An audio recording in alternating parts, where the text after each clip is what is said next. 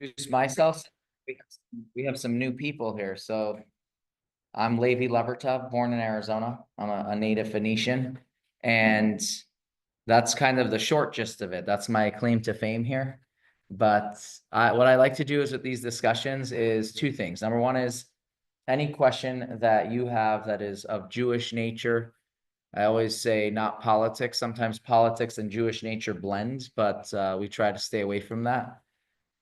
But really, any question that you have is a kosher question, is what I'm saying. And I've shared this a couple of times. What makes something a Jewish question? There's a beautiful essay from Rabbi Jonathan Sachs of blessed memory that he puts 3 criteria that make something a Jewish question. Number one is that you're asking the question to truly understand it, because the example that he gives is the Passover Seder, which has the wicked son and the wise son. And they ask the exact same question. What are we doing tonight? One of them wants to leave. So he's like asking, what is this all about? And the other one says, what are we doing tonight? Because he in earnest wants to understand the Seder. So that is criteria number one. Criteria number two is sometimes in Judaism, we won't know the answer. And so we understand that. Or at least we won't know the answer now. So the example that he gives for that is, which I thought was a really interesting example, that forever we've been praying for the rebuilding of Jerusalem. It's part of our prayers. It's part of what we do in many of the rituals, including, for those of you who are familiar with this, if you wash your hands for bread, like the hamotzi, the reason why we actually wash is symbolic. Today, we don't have ritual purity and impurity. And so it's really as a prayer and a hope for the temple. Because when the temple will be here, we need to wash our hands again. So he says for many generations, recent generations, they said, let's remove this prayer. Like, why do we have it? It's never going to happen again. We're 2,000 years removed. We're almost 2,000 years removed from Jerusalem. And then 1948 happens and Jews are back in Israel. And he's like, if we would have just done it because it didn't make sense to us, we would have removed the prayers. So he gives that as an example. And then the third thing that he says is some answers are only given through experiencing it. So and the example that I'll share is if you ask someone to explain what's so beautiful about classical music, you can't just tell it to them. They have to experience it, listen to it.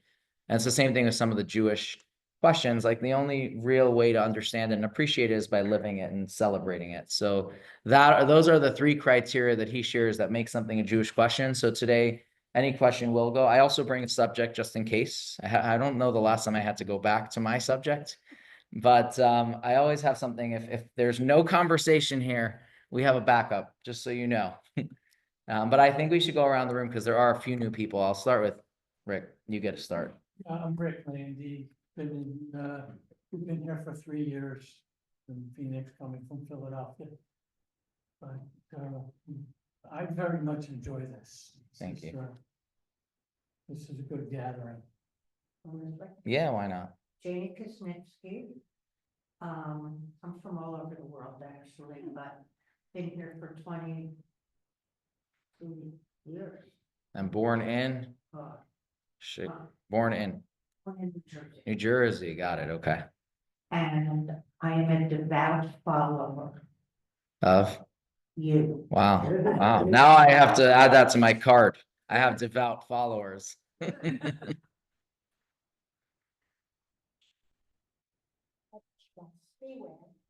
We're snowbirds from Buffalo, Illinois. Born in Chicago. Herbs beware, I belong to her. You were also born in Chicago? Born and raised. Wow. I'm Fred Fingerhut, originally from Ohio, big Buckeye fan. And We can tell. I was gonna say. people say it says Ohio. It says Ohio. No, What it is says Ohio. Okay. Anyway, I've been here for 54 years. Retired OBGYN doctor, and Oh wow. I did my residency at St. Joe's. Been there all except for 2 years. Wow. 2007. So that was your residency and you never left? 2 years I was in the Indian Health Service in Oklahoma from 74 to 76, and then I went and practiced 76 and Wow. so What kind of practice? OBGYN now. Yeah. That's really cool. Wait, so where were you born? Ohio? Toledo. And I Nice. went to Ohio State Medical. And so Nice. Did you know Bertram Spivak? He I was know the from- name, isn't it? He was from Cleveland, OBGYN, Yeah. became an OBGYN. Yeah, And he practiced in the Detroit area. I don't see why. Bertrand Spiewak. Yeah. It wouldn't be a discussion if we didn't have a little Jewish geography, but it would be a little bit better if we connected. We were in Wait, we have more chances here, so hold on.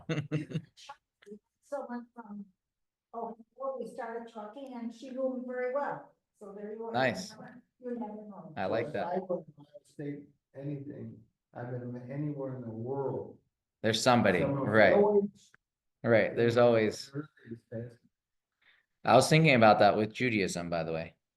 I said, it's the same thing like with Jewish, you know, like if the minute they catch it, oh, not even about who you know, but that, Oh, yeah, the fraternity of.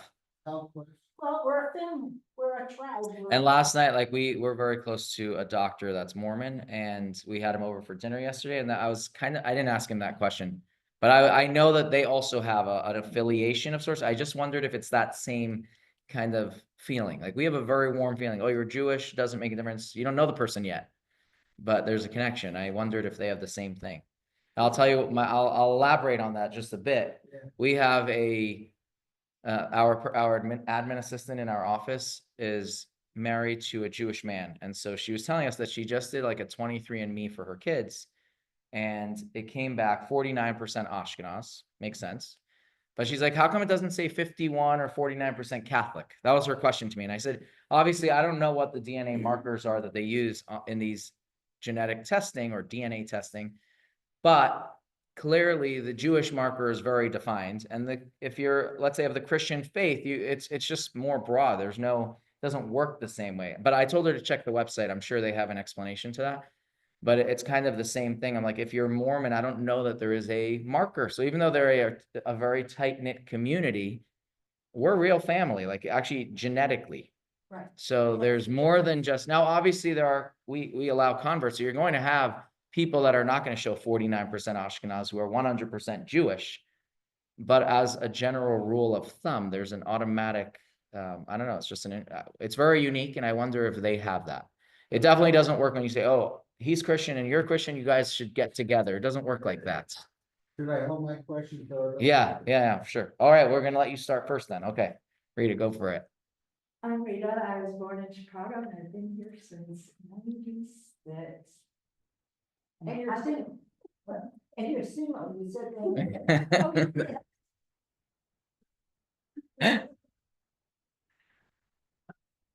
I'm Bartley Meyer and I'm actually wearing my hometown shirt. Fort City. Nice. Which is an hour north of Pittsburgh. So that means you're not a Philly fan, or you're allowed to be a Philly fan? Okay. Okay. Because that's a rivalry. All right. Ford City. It says Ford City, Pennsylvania. Yeah. You know it? And sort of made the mistake of marrying a Pittsburgher. And lived there for happily, 2 children born at McGee Women's Hospital. Very good. And lived there for many years. Mistake means this was an ex. Correct. Okay, I'm just checking.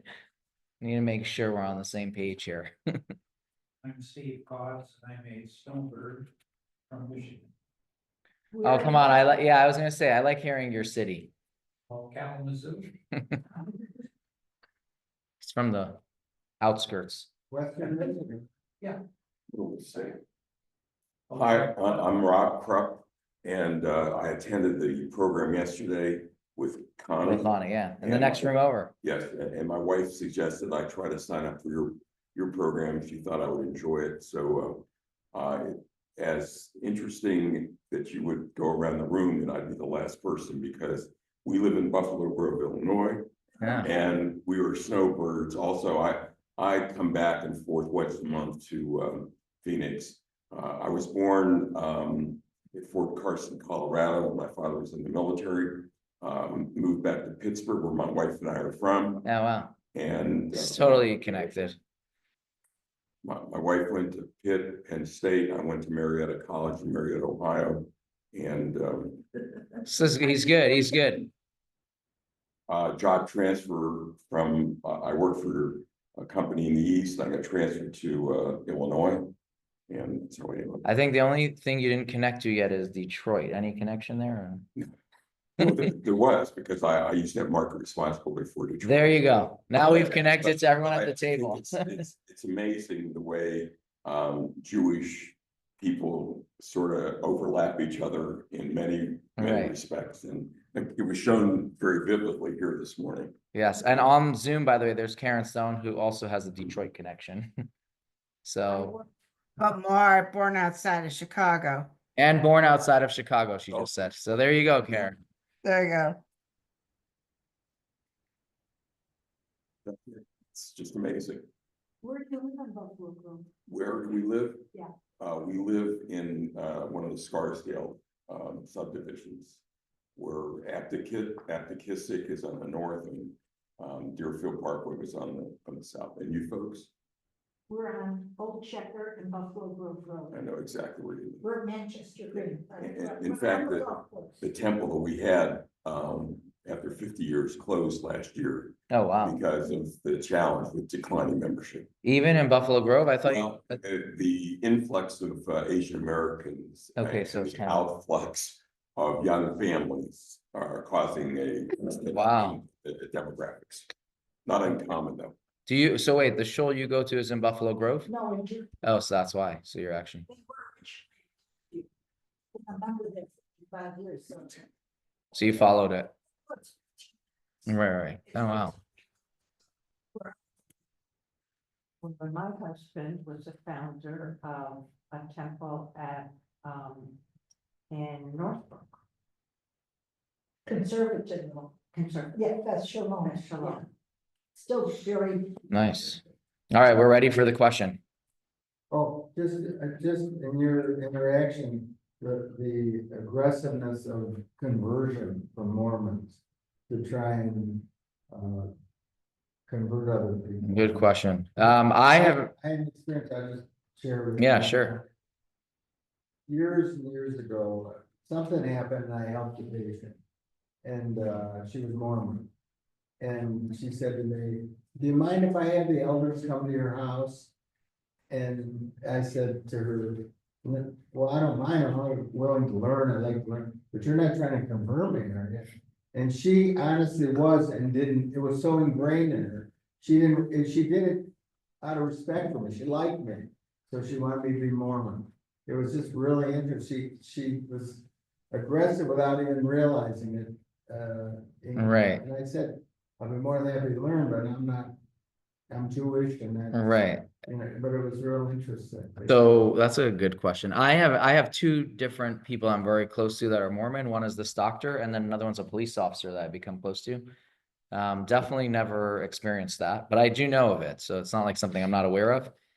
And I think all of us know I think the most known story of Mormons attempting to convert Jews was after death, right? So in addition to while we're alive, there's the after death that they were going to graves and doing whatever they did to make Jews believe the way, you can't say believe, but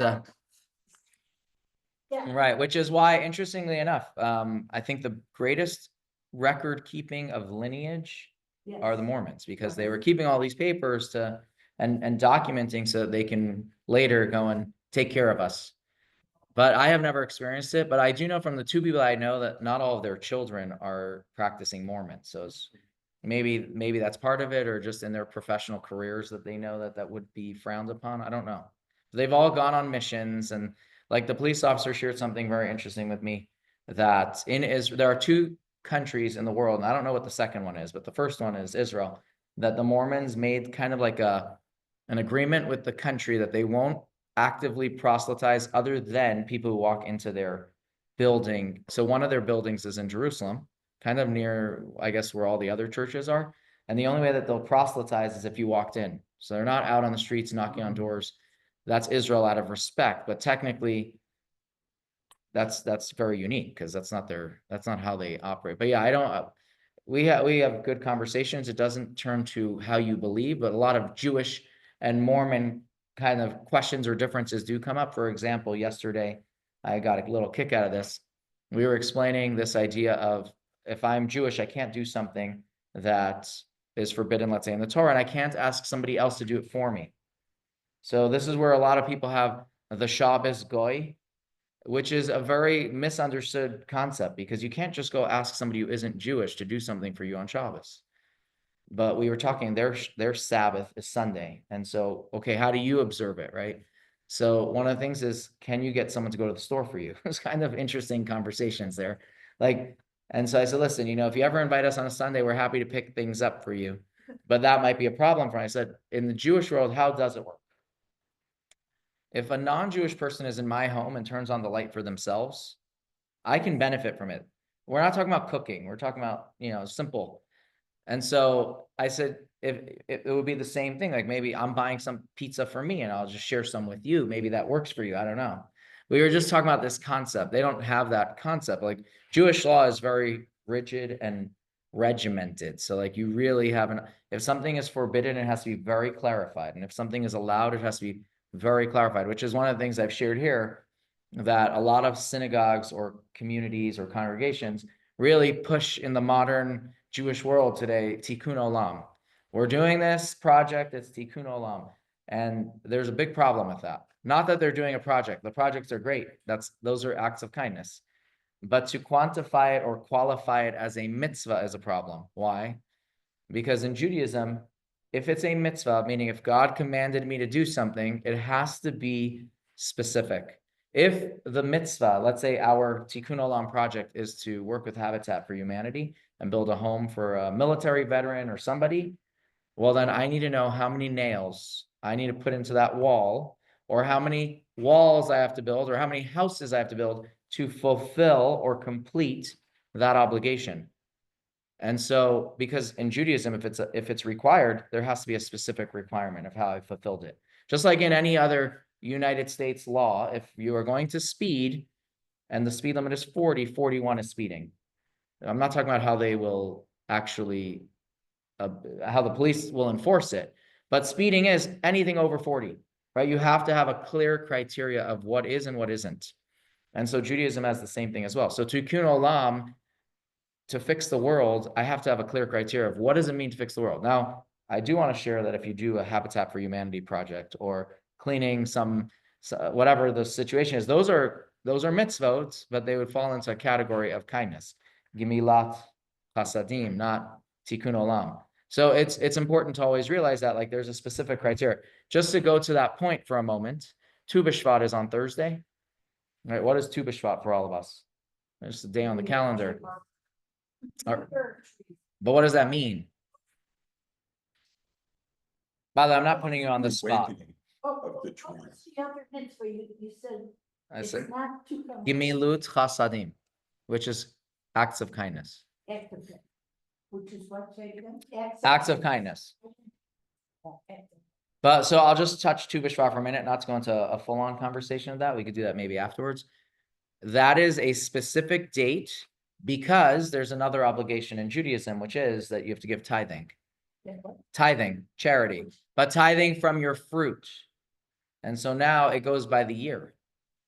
So I need to give 10% of my fruit that have been produced or have ripened in the year. Well, what year does that fruit go by? I need a date that it goes by this year, not that year. This is the day that changes the year, like our tax. I'm saying in the United States, right? Anything you did till December 31st is on last year. Anything January 1st and on is on this year. Judaism needs that same thing for the fruit. And so that is what Tu B'Shvat was. It was a date on a calendar that told me anything before this date went on last year. Anything after this date goes on this year. So it's totally all about the details. There is something that says 10%. Yes. But I'll share short. Maybe we'll come back to that. I was thinking about Tu B'Shvat, but I want to make sure we don't move away from your question if anyone else wants to add to that. But yeah, I have not experienced. Then you don't have to worry about it. Yeah. Come to my house and take 10% of my food. I would love. It used to be a very big deal, right? In Jerusalem, or I should say in Israel, there are some of the laws that are only applicable to Israel. Some of the tithings. But a fruit tree that you plant in your backyard, which has nothing to do with tithing, the first 3 years of its produced fruit, a new tree, not one that you kind of replanted, but a new tree, the first 3 years, you cannot enjoy the fruit. And so you also need to know what year does that go by? When do I start my count? So there are details. I'm not going into that. That's a little bit more complex. I could just share that there's a little bit of Rosh Hashanah that we know about and its own Tu B'Shvat. So it's confusing. But basically, if you plant a tree 45 days before Rosh Hashanah, it will go on last year. If you plant it 44 days before Rosh Hashanah, it goes on the next year. Part of that is it takes 15 days, apparently, for the roots to really take hold. And then 30 days kind of, I guess, for it to receive the nutrients of that year, something like that. So 45 days is this magic number. 44 days, it goes on the next year. But that goes by Rosh Hashanah, not by Tu B'Shvat. That's why I say it's a little complex. But to go back to the Mormons and proselytizing, in general, obviously, I haven't experienced it other than what I see on the streets too, that people have knocked on my door. That's the one line I once read, which I've shared it here because I think it's so fascinating, right? They always say that the Jewish religion and the Christian religion have very similar values, Judeo-Christian values. You constantly hear this. I'm going to say a little bit of truth to that, right? Because they took their stuff from us. On the other hand, they're very different. So if we're being very honest, but if only they would have taken one more thing, and that is you don't need to believe my way to go to heaven, right? That's the one thing that they didn't take from Judaism. In Judaism, we say you don't need to be Jewish to be a good person. You don't need to be Jewish to go to heaven. That's not your ticket. If you're of another religion or of a different faith, you be a good person. There are 7 Noahide laws that will make this world a habitable place.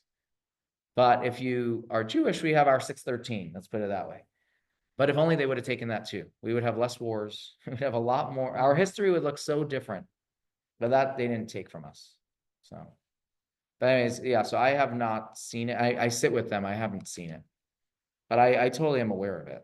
They're so incredibly organized that when I would deliver a baby of a Mormon woman, they'd have 7 people there to help take care, and it was all so incredible. And that's all friends or people from their But church. Got you.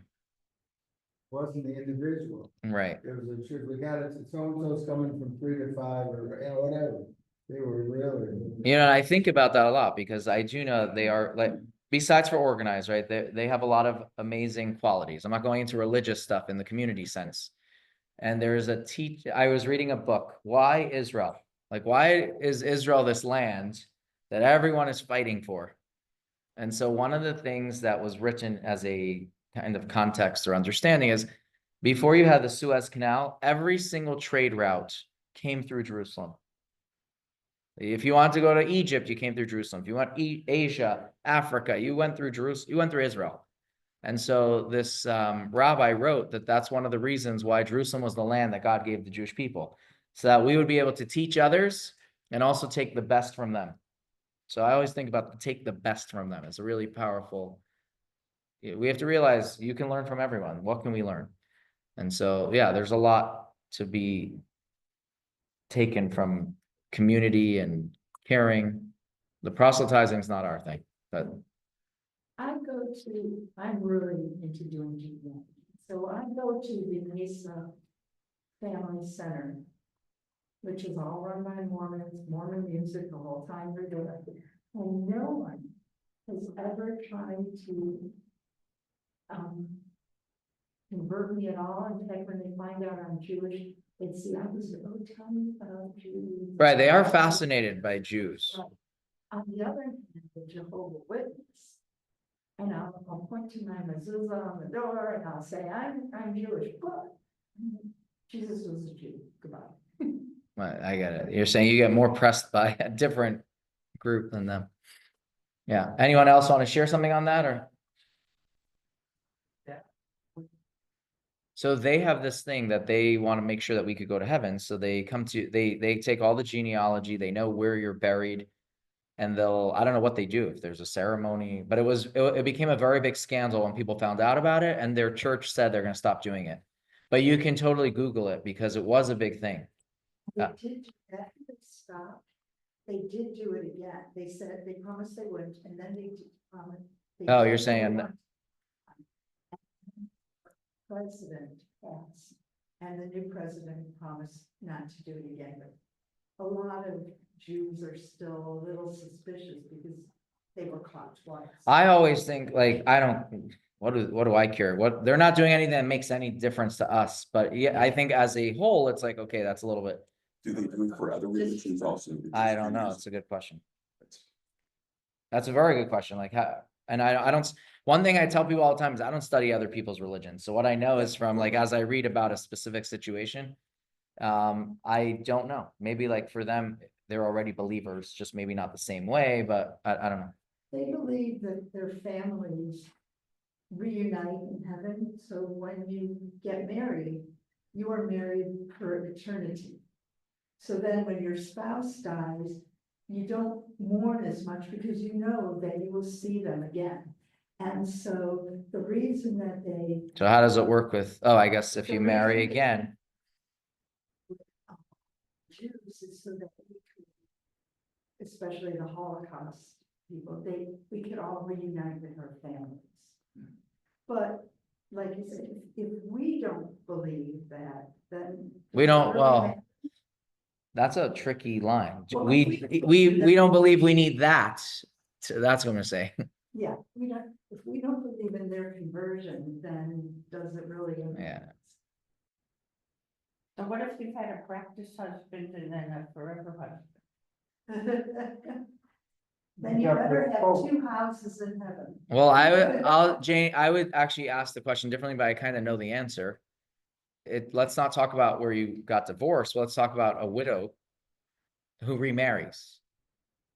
Right? So then the question is, does that mean you have 2 spouses when you're reunited, but maybe that they don't have an issue with 2 spouses, so. Well, they don't. I am saying, but what happens if it's 2 guys, 1 woman? Yeah, but that's a different issue. That's a loss. And finding love again. Yeah, but I'm saying, who do you reunite with? Oh, not my practice husband. No, not that. I'm saying when it was with a widow who remarries. But again, we don't have, that's a theoretical question, not practical for us, so we could go down the rabbit hole and then who cares? But I wouldn't worry about it. Well, we were in Salt Lake City, which is huge. And we were in Park City and walked into what we thought was a store, which was a Mormon office, for lack of a better word. And they took us downstairs where we could trace. our Oh, interesting. They heritage. had like a welcome center-ish. It was like amazing. We ended up with like 100 pieces of paper and they said, but tomorrow you must go to Salt Lake City. We were there for like 4 hours. And found great grandparents. Oh, wow. I mean, it was, and they were there to help us. They sat with us. Did they do it on a computer or? Yeah. what? Well, database. Yeah, that's it. They have a database that's just. But what, have you found something new? I don't think so, it's the same thing. No, but I'm saying, once you get your information, why do you keep going? Because there's always new records being released. And like my mom's family dispersed because of the Holocaust, so it takes a while. So they're constantly kind of updating their records. Yeah, and because I don't speak all the languages of the different places, I can only concentrate on one French at a time. Interesting. They were highly committed though to. Yeah. Yeah. No, yeah. Enlighten people. Correct, correct. Any other questions? Sure. My observation, the 2nd and 3rd generation of American youth are falling away from organized religion, whether it be Judaism or. Any religion, right? And how is that impacting you as a rabbi and other people? All right, Look at good. memberships of synagogues. Yeah, well, And churches also, it's. Well, that's what he said. He said of all religions. say, Jude. I'll tell you, I'll tell you something that there's a art, I'm gonna call it an essay, I think is what it is. There's an essay that was written about the Jews of the shtetl, which said that when you lived in, let's say, Russia, or if you lived in a shtetl, a real shtetl, where you were forced to live in a certain area, you were forced into certain jobs, you're forced to be Jewish, if we're being real practical. And so on the one hand, we had a lot of Jews celebrating. On the other hand, it wasn't necessarily meaningful. Then you come to America, the gates are opened up. You come here, you can choose whatever you want to be. And so the people who choose to be Jewish, their connection and relationship is much more meaningful, but there's less people practicing. And so it's just an interesting contrast for me to kind of read about. And the short answer to your question is that that's our goal as parents, before I even go into being a rabbi, is to teach my children values and answer their questions. Like one of the things that I believe, and this is really what kind of inspired us in these discussions where I don't choose a subject, but rather take questions, was that I have met too many people that were never able to ask a question. Because if they did, it was like you were questioning faith. I'm not even talking about of other religions where they say don't ask, but Jews where we're taught to ask and we're still not comfortable asking. And so I always share this story. There's a lady that I met maybe one of my first years moving back to Phoenix and working in different senior living communities. And she asked the question about Purim, how Esther was allowed to marry a non-Jew, the king. I gave her an answer. We talk about it. And she's like, thank you. You should just know that she lived in Chicago. She left Judaism because the rabbi, when she asked that question in Hebrew school, smacked her and said, how could you ask such a question? Now, obviously, that's a very unique story. But the fact is, many of us aren't comfortable asking questions. And because of that, we don't get the correct answer. And so when something Jewish comes up that makes no sense, it's easier to drop it or slowly move away from it because that didn't make sense and that didn't make sense and that didn't make sense. When really there are good answers or answers that you might not like it, but at least it makes a better understanding. I think Jews by nature are more inquisitive Correct. and seek out knowledge more than others. Correct. I do agree with that. But what happens if we get the wrong information? That's tough. That's like, but who knows that right or wrong? well, so I'm saying like with a lot of the youth, it's like how do we make Judaism meaningful for them? Mhm. But really the question is, how do I make Judaism meaningful for me, which will automatically translate to the children. Yes. So I do know, just to give you a good example of perspectives, right? Many years ago during communism, there was a big movement that said, let's keep a chair empty at your Seder, because this is to remind us of the Jews in communist Russia, for example, that can't celebrate or whatever it was. And there was a very big movement for that. And then there was a rabbi who said, no, hold on, let's fill up a chair. Instead of having an empty chair, let's add somebody to the table. Now it's a perspective, but that's not saying exactly, that's not saying the other one's wrong. It's a perspective. And so how do I have to navigate my Judaism. We all have to navigate our Judaism to make it meaningful for us. And if we find the meaning and we also teach our children that, sometimes we don't know the answer, but we do it and maybe we'll find it's how we answer questions. We'll definitely be part of the solution. So like for me, when I hear somebody who says, none of her kids are, I just heard this last week, none of her children are religious, they dropped it. I'm not there to point a finger and say it's because you did a bad job. That's not what it's about. It's about saying, listen, celebrate the things that they are doing. Right? We have to, the positive reinforcement movement of education is really the answer to a lot of other things as well. So maybe as you get older, you're like, wait, maybe I should do this. And you question yourself and it's like, well, I didn't do it all my life. But really, if we're honest with ourselves, if we do it, someone's going to notice it, whether it's a child. It's like, how come you're doing that? It's like, I thought you don't believe, or whatever the answer. It's like, no, I think this is important. I'm trying to add one more thing. Role modeling, appreciating the value of each mitzvah. Right? In role modeling, it's more than just doing. Doing is very important. But how we... Yeah, by the way, this is a good question for everyone. But on my part, the idea is teaching how each mitzvah is important. So it's not about all or nothing. And as you do one, Right. you, Although I know non-Jewish people who say the beauty of Judaism to them is the asking of questions, that it's not just dogma, that there's conversation and that there's learning.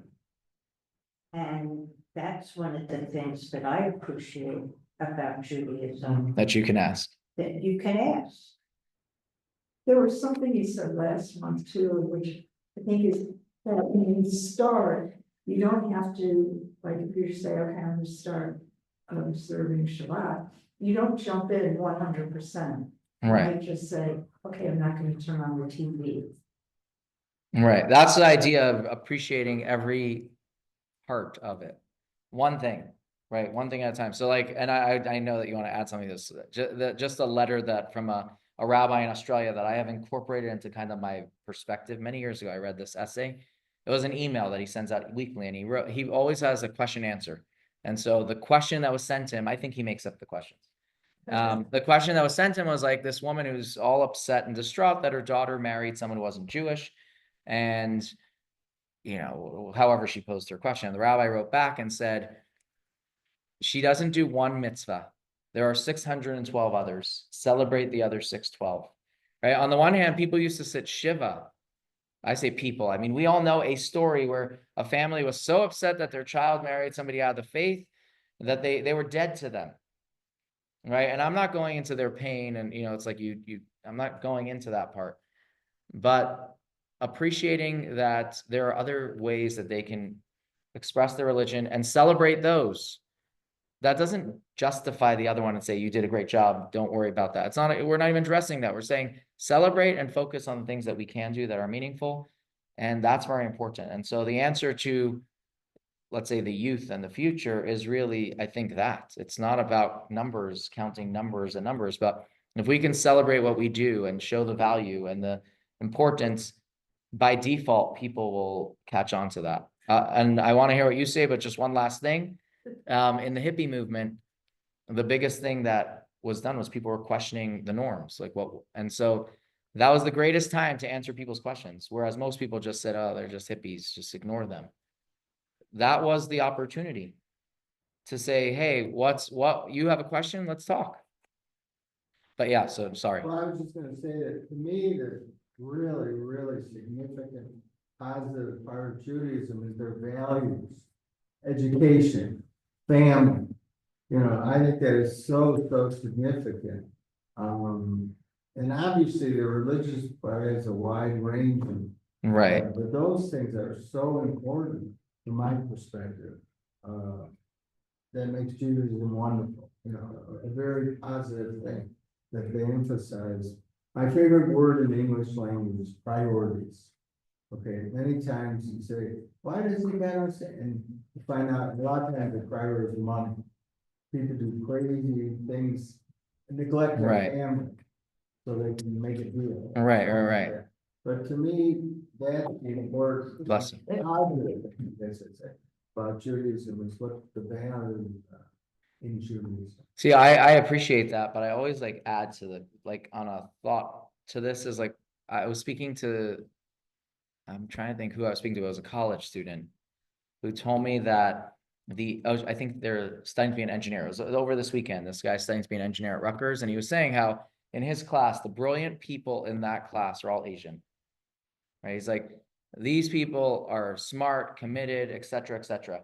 And so they're also family oriented and value kind of guided. So what makes Judaism unique then? But what's interesting, I want to bring something. No one's, if you saw his God, right? So a value system that doesn't change. If we can change our value system, then we're like anyone else's value system. So what really makes us unique is that God told us what are our values, what's important in this world, gives us the blueprint. But the minute we say that God's blueprint can change, we're no different than anyone else. And that's a conversation on a totally different direction, but that's really the key. So let me ask you a question, and you can define this, because I find this all the time. To me, Asian is a type of people. Judaism is a religion. aren't there Asian Jews? Yes, there are. So in other words, I find this all the time when people say, well, the Italians or the Polish and the Jews do this. Italian and Polish. Could be represent Jews. Our Right. nationalities. Judaism is religion. Correct. So That is in other words, right. I think that Judaism, to me, their priorities are family, you know. So wait, but on that note, how do you define But Judaism? I'm saying, in other words, to say Asians do this, but Jews do that. So how do you one define dimension, Judaism? That, aren't there Asian Jews? Yeah, but I'm asking you a different question on that same note. How you defined in this conversation Judaism as a religion. So how does that explain a non-practicing Jewish person or a non-believing Jewish person? By the way, I'm agreeing with your question. I'm just going further down the road. So the answer that I always hear is Judaism is a state of being. Judaism. It's a state of being, right? We're not a nationality because like you clearly shared, you could be any nation or nationality and be Jewish. We're not a race because Jews are of all races. We're not a religion because you don't have to believe. I mean, we can say we're a religion too. I'm saying I don't think you can define it as a religion because we're going to still say the guy is Jewish, even if they don't believe. That's it. So how do you? And we're not a culture. We could be a culture, but like we could be anything. But Judaism is a state of being. So right. what name do you give it? That's interesting. It's not easily defined. Can't put it in a People talk box. about culturally Jewish. But what happens if I don't eat gefilte fish? I'm just But no. There are aspects of all of this within Judaism. they're trying to get them in a group. Right, right. Like I know, like for those of you who are following kind of this is not politics, but it's in the political trend.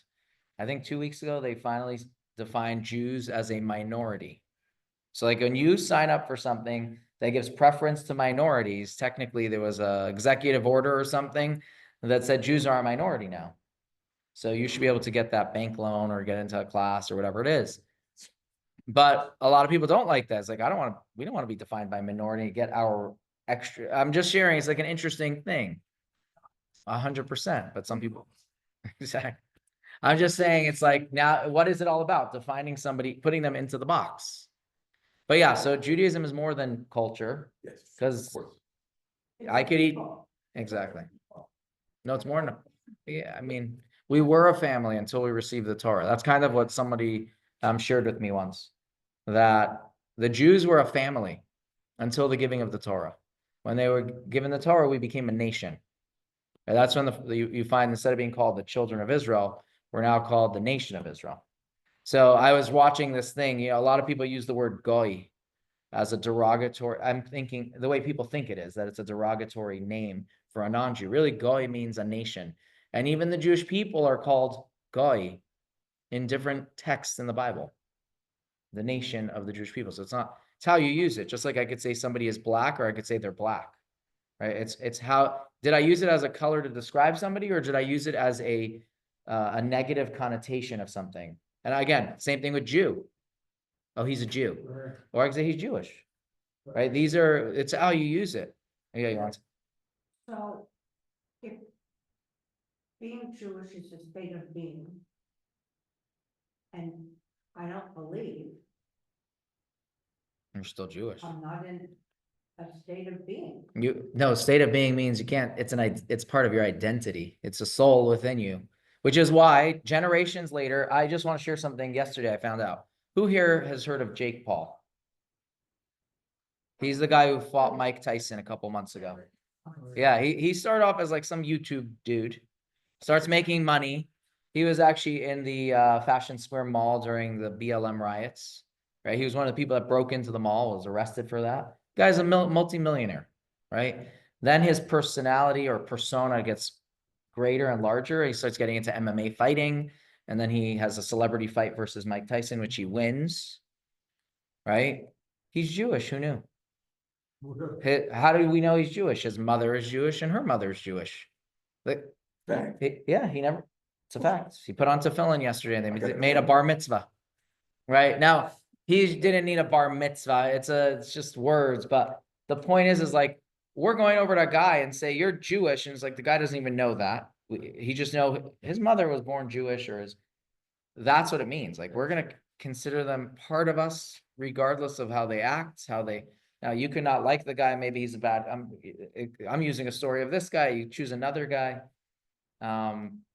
But this is the example. It's not about what you do. It's not about what you eat. It's not about what you believe. You just are. That's the point. It's not about what you believe. You're born into it. Now, if you choose to be it, it's about what you believe. I want to put that out there. That's the right there is a fortunate for people who were born into it, whether they believe or not, they're Jewish. But if you want to convert to Judaism, you can't just by association say I'm Jewish. Right? You now have to take on what Judaism is all about. That's part of the religious system of it. So even when the Jews left Egypt, there were people who left Egypt with them because, wow, the Jews were successful. They were at a good spot. I want to be with them too. But those were what we know now as the rabble-rousers. So if you read the stories of the desert, all the people who complained, it always started with one group. Yeah. That group were Egyptians who left Egypt with the Jews because they said, I want to be part of them. I called and no, it's part of the commentaries. No, okay, by the way, it doesn't mean that the Jews didn't complain with them. Who starts the complaining? Right? That's kind of what Erev Rav. We look at the commentaries on it, but the Hebrew word that we use for them are the Erev Rav, the mixed multitude, meaning the text itself is saying that there's a group that joined us. But there are a lot of commentaries that kind of bring that out, like who they were and where they came from. But don't get me wrong, Jews were part of that, right? Jews definitely complained when there was no water. It wasn't just them. Or when they went to Israel and said, this land is going to eat us alive. And so the spies come back and you have a negative report. There were Jews that were part of that. Or Korach's rebellion. There were Jews that were part of that. 250, it wasn't just them. But someone's got to be an instigator. They were the instigators throughout our time of travels. The Jews supposedly believed in God with his mighty hand, took them out of Egypt. So they didn't question. So they gave it to the multitude. No, I think they saw the same miracles. They were there. Doesn't say that they weren't at Sinai or at the splitting of the sea. They were there. That same group, I'm saying, they were there. Well, I don't know if you believe in reincarnation, but I'm gonna tell you who was there. Tell me. Your youngest son. He was there? He was there. And he convinced everybody. We actually, just on that note, it does say that every single soul of every future and past Jew was at Sinai. Do we remember it? That's I'm working on my memory for that. If I watched the Ten Commandments movie enough. Yeah. But any other questions? If not, I'll just share a thought. So Thursday I said it's Tu B'Shvat, and I was discussing this with the group yesterday. And as I'm thinking about it, I'm like, the entire Jewish tithing system, which is, there are different tithings, because you're asking, is it a requirement, 10%?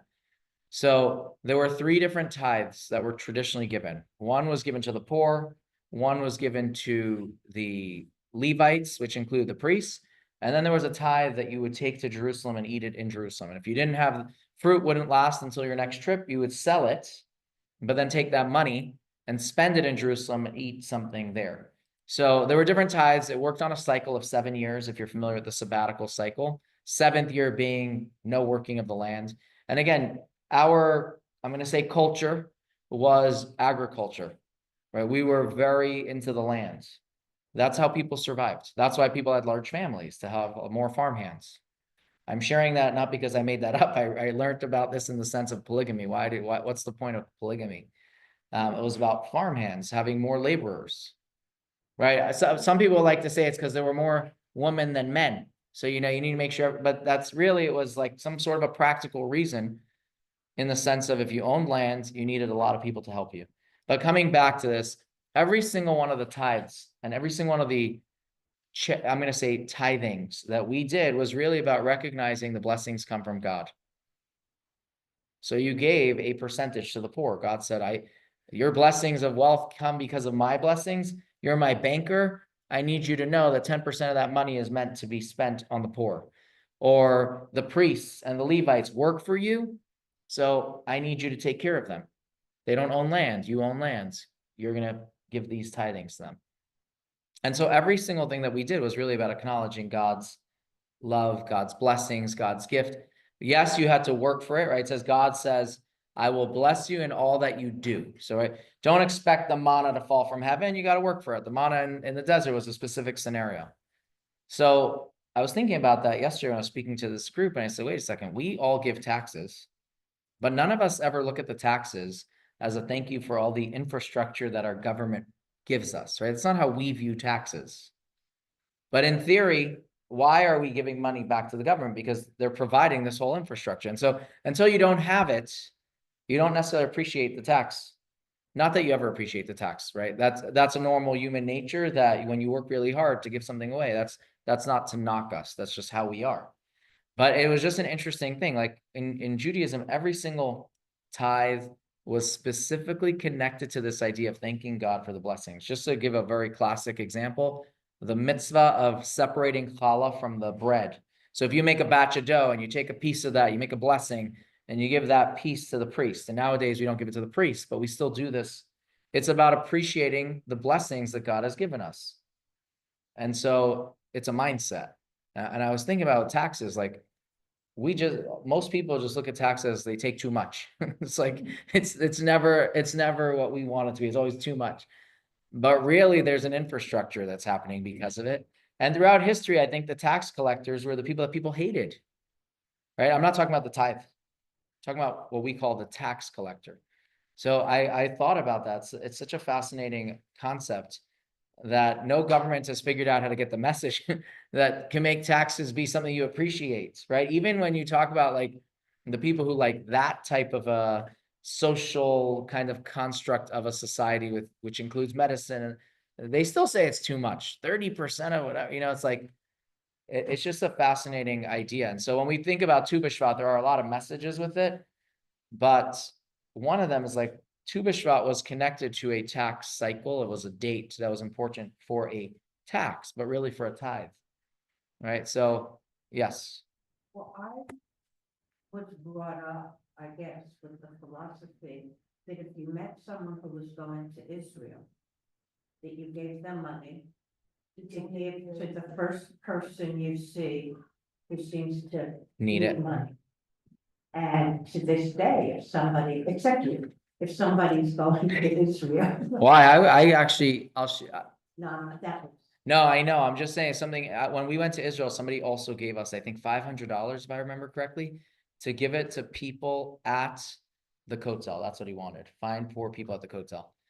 And, we would walk around. People walk over to you. I mean, anyone who's been to Israel knows this. Like, if you're an American or you look tourist, there's going to be someone who comes over to you collecting for their wedding or for this or for that. And you don't know who needs or doesn't need. And Judaism has a lot of, I'm going to say, teachings about how to give charity. And if somebody asks, you don't question.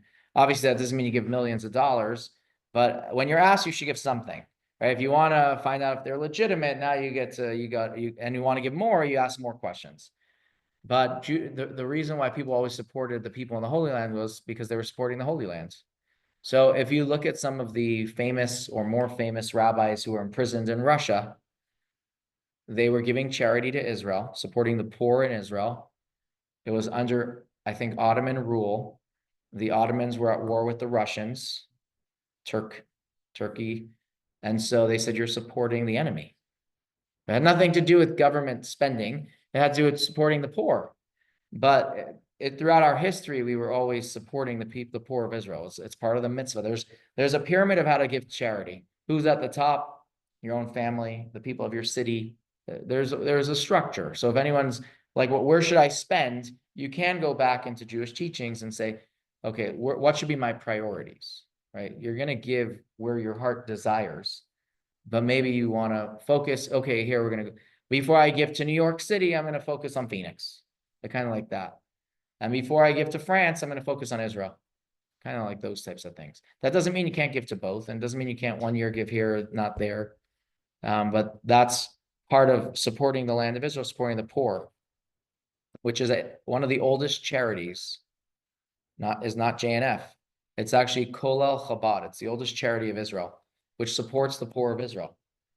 So they have Little, when I went to Sunday school, they were in the meeting. No, that must be something else. But that means Our Nation's Fund, My Nation's Fund. That's what that stands for. Okay. Ami is my nation. Karen is like a fund. So they probably had another large organization that was supporting Jews. So that could have been Jewish Family Services, actually. That's very possible. Just always. That's interesting, though. But yeah, like, so, JNF has kind of become the Tu B'Shvat thing, but really that's just because they focus on trees. And so they connected it to a date on the calendar. In fact, like their breakfast is tomorrow. They timed it on purpose.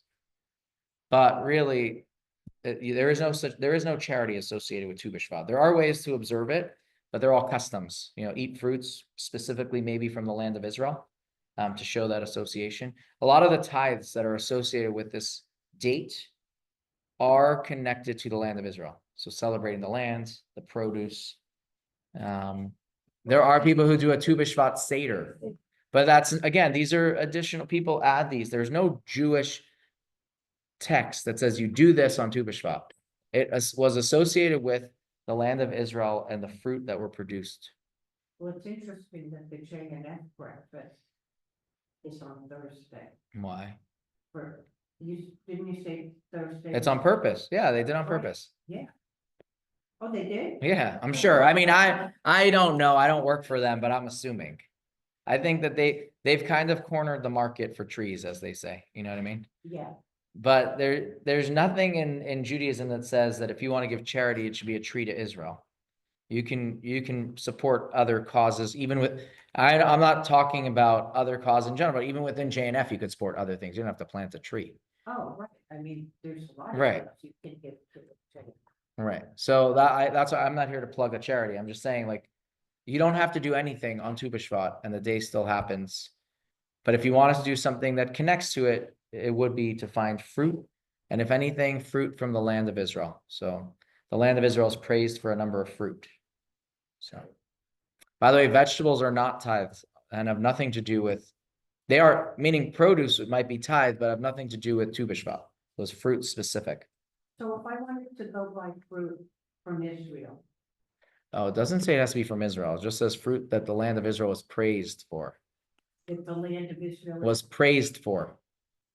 Like grapes, pomegranates, thank you, yeah. Dates, Right, so I could go to Fry's. yeah. And you just and maybe it's a fruit that you haven't eaten all year and you'd be able to say a shachi on it. Maybe. But yeah, that's kind of the observance. So Tu B'Shvat has a number of things, but I think just one other thing on that is that there is a verse in Deuteronomy that says man is likened to the tree of the field. And so there are teachings that kind of connect to that as well. Learning from the tree and how that's important in your own life. And since we were talking about kind of how to continue Judaism for our generations, Right. One of the things you can learn from a tree is, what is a healthy tree? A tree that has good roots, has good nutrients, and that also produces good offspring, right? Trees that come from a healthy tree that now have other fruit-bearing trees, good shade. So there's a lesson within each of these things. So like fruit, the roots would be that I come from family that my parents have, given me good Jewish upbringing. My trunk is that I have this Jewish pride. I stand tall, right? So there's a lot to learn from it. But if we never did anything, we would still be observing this day by not, right? The day happens. It's an important marker specifically within that. But we do have things that we can do that kind of incorporate it into the day. So I want to share this with you. This is really amazing that we discussed this. Kim's youngest, Parker, becomes a bar mitzvah Saturday. Oh, really? Mazel tov. And I always make a talis big and a kippah. By the way, if you share this, you might get some new requests soon. So Parker's real birthday is December 1st. So I always let the bar mitzvah child or bar mitzvah child pick out what they want on their Right. talis big. And being December 1st, he picked what it meant to him was a barren tree because it was the height of winter.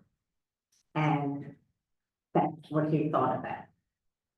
So as I was making this, I thought about it and I realized Yeah, needlepoint. that he picked this tree. And as he has grown, he has lots of different characteristics that are good. And what it symbolizes to me is that each empty branch is gonna hold leaves I or like that. flowers. I for think you himself. have a speech prepared. You just came up with some good material for your bar mitzvah l'chaim. Well, I just wrote it. this I like morning. that. It's beautiful. And in my mind and hopefully in his mind, as he progresses through life, he will see the fruits. I like that. He has been able to add. That's to beautiful. his tree. That is beautiful. That I thought about, so that's really neat that. he brought I like up. that. So now you can connect it. They say that there's no such thing as a coincidence. There's a reason why his birthday is being celebrated this week, right? Even though his birthday is, a month or two ago, there's a reason. And Not, here's the funny thing. He also did a kippah. And the woman who took the canvas and made it into a kippah for me had never made a kippah before. oh, this is the first time. Her first kippah. So I looked at it and I turned it over and I started to laugh, very loud. Because on the inside, it said www.s. Oh, that's funny. They use mine as I love that. So I thought. I'm wearing that yarmulke too, by the way. So yours is needle pointed above it. I get it. I was For the at- shape. That's what it looks like. They use it for the shape. But I had to print it today. That is to show it funny. To you because I thought that was amazing. That's really cool. So you did the needle point of the yarmulke too? Yeah, Wow.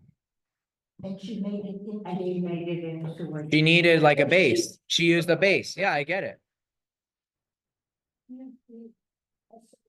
You know what? You should find out if they can embroider the name inside. So this way it covers over my website.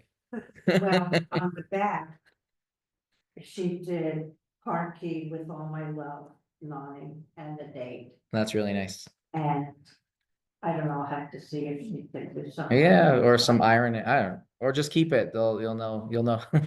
Any last questions or anything that someone wants to share as a last thought? Sure. The rabbi there is my uncle, Your dad. my dad's youngest brother. Yeah. Yep. Easy, quick ones. Yes, that was, Thank I don't know, We'll let the chance. I should have said, it's funny that you ask and give you a half-hour answer. Starting with the grandparents at the top, they moved to America and then you just get this, simple answer. Oh yeah, it's my uncle. My pleasure.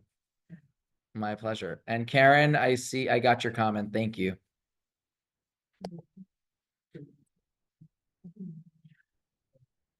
Ohio is great. So wait, you had a lot to celebrate this year? Didn't they win the championship? Yeah, I watched that game.